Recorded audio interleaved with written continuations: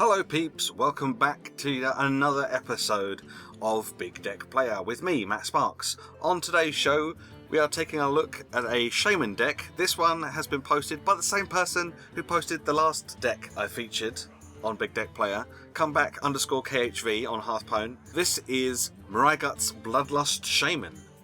Right, so let's take a look at the deck. First off, we have an Earthshock. Just the one Earthshock.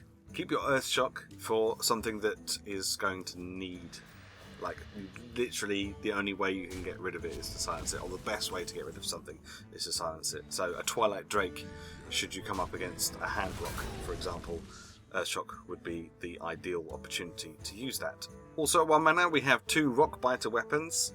These are nice to either cast on yourself, on the hero itself, to take damage in order to be able to get rid of something, or you can cast it onto your totems and use your totems to trade instead. Also at 1 mana we have 2 Zombie Chow. These are what you want to mulligan for. I would probably suggest you try and get 1 Rockbiter weapon in your starting hand. So when you mulligan, I'd go with Rockbiter and a Zombie Chow at least, just to kind of get you going. Zombie Chow's pretty nice, but sometimes on turn 1 or turn 2, your opponent might play something that's got 3 health, because, you know, Zombie Chows have 3 health as well. So a Rockbiter weapon would be really useful to get rid of anything that your opponent might play that the Zombie Chow can't. At 2 mana we have an Acidic Swamp Ooze. Now it has been suggested in the comments on Hearthstone under this deck that maybe you take the Acidic Swamp Ooze out and put in a Harrison Jones. You could try that. There's nothing wrong with trying these sorts of things out. I mean, you know, you don't have to stick to exactly what it says in the deck list. I'm showing you what is on the deck list, and then if you want to change that, you can. The thing about this deck is the idea is that you put out a bunch of minions, and then you use Bloodlust in order to do a ton of damage really quick. 2 Flame Tongue Totems, because it's a Shaman deck, and what Shaman deck would be complete without 2 Flame Tongue Totems, giving you extra attack on your minions.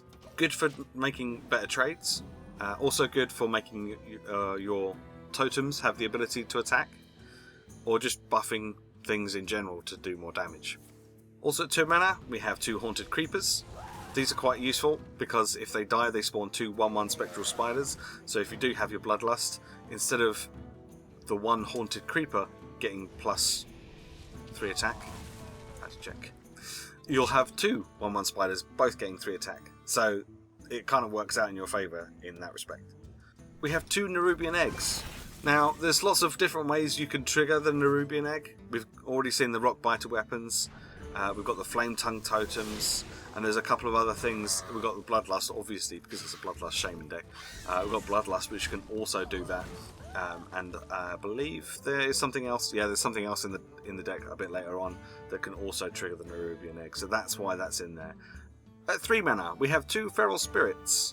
Now you might be saying, well, I don't really know about these because of the overload. The fact is you're getting 2 minions for 3 mana, and that's what's important. Alright, so you get an overload of 2 for the next turn, but it protects any minions you've already got on the board, and you're essentially getting a 4/6 for 3, which is superb value. Getting minions out onto the board so that you can Bloodlust is what you want to try and achieve with this deck. Sadly, I've yet to achieve that. The only time I drew into Bloodlust was when against the Control Warrior, and I drew all my high cost creatures and spells and stuff at the beginning of the game, so I died fairly quickly. Now we've got an Earthshock for silencing things and maybe killing them off as well, but we've also got 2 Hex for a little bit of board control. Keeping your board clear or your opponent's board clear is quite important, because you're going to have quite a lot of small creatures on the board. So you don't want to go too crazy, you don't want to overextend yourself unless you've got your Bloodlust in hand. If you've got your Bloodlust in hand, then you can probably afford to put out 4, 5, 6, maybe even 7 minions onto the board. But you need to make sure that your opponent's side is clear before you do that, especially if there's any taunts or anything like that, or anything that buffs other things. So Hex can be useful, but just remember what class it is that you're playing against and what kind of cards they might be playing in the future. Don't just Hex any old thing unless you know that next turn you can finish them off.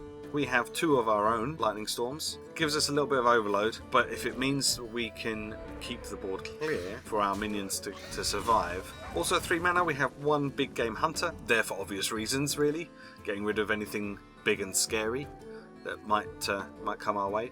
Hex is useful because anything that the big game hunter can't get rid of, say for example like Kel'Thuzad or Cro-Magus or Ysera, who don't have 7 or more attack, you can use Hex on those.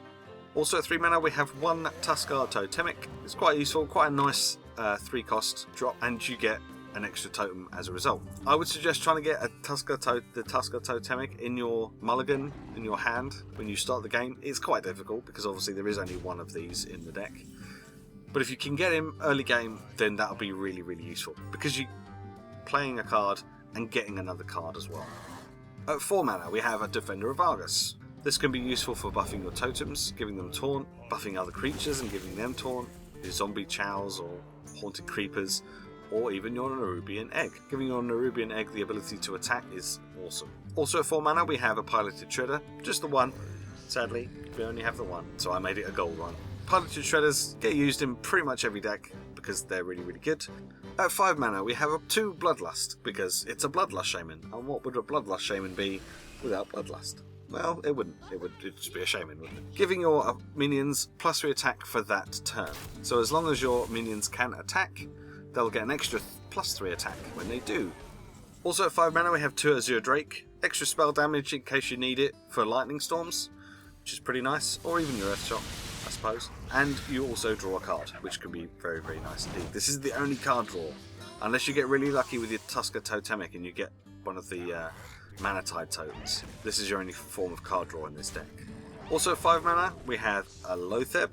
This can be particularly useful for protecting your minions against board wipes, board clears, any kind of AoE damage that might come in the form of a spell. Very, very useful indeed, especially as you're going to be playing a lot of small minions that can probably get taken out fairly quickly. I mean, most of these minions have got less than 4 health, in which case a Flame Strike would get rid of them all. So a Lotheb could be really useful to keep them all alive just for that extra turn so you can get your Bloodlust off. At 6 mana we have 2 Fire Elementals, because Fire Elementals are pretty awesome. Probably one of the better Shaman cards. Dealing 3 damage on their battle cry can help keep the opponent's board down so that you can keep your minions alive. And then last but not least we have a Dr. Boom.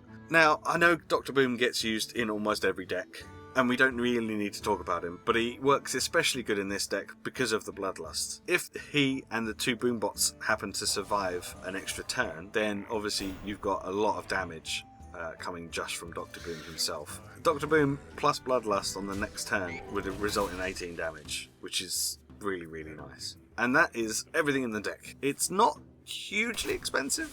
The total crafting cost for this deck is 2,820 dust, which in the grand scheme of things isn't too bad, I guess, for an entire deck. But as I say, most of this stuff you'll probably already have if you've been playing for a short while. I'm quite glad that this deck has kind of surfaced, because I've been having a lot of fun with it and a reasonable amount of success. I think I've played 7 games in total so far with this deck, and I've only lost 2, so that's not so bad. And one of those was just because I drew my Dr. Boom, both my Fire Elementals and Azure Drake, and it wasn't even turn 5. So I had literally had nothing to play, so they had 4 turns of just ignoring my totems and going face. Head on over to hearthstone.com. The link will be in the description, so you can go and check this deck out for yourself. Give it a plus rating, giving it a thumbs up, because I think it's a really good and fun deck. If you do play this deck, let me know how you get on. If you make any videos using this deck, feel free to link them to me. I'll be sure to come check them out. If you have any suggestions for any future decks, also link them to me. I will go and have a look and see if I want to feature them on Big Deck Player in the coming weeks. Otherwise, I will see you next week for some more Big Deck Player. Thanks very much for watching. Bye bye.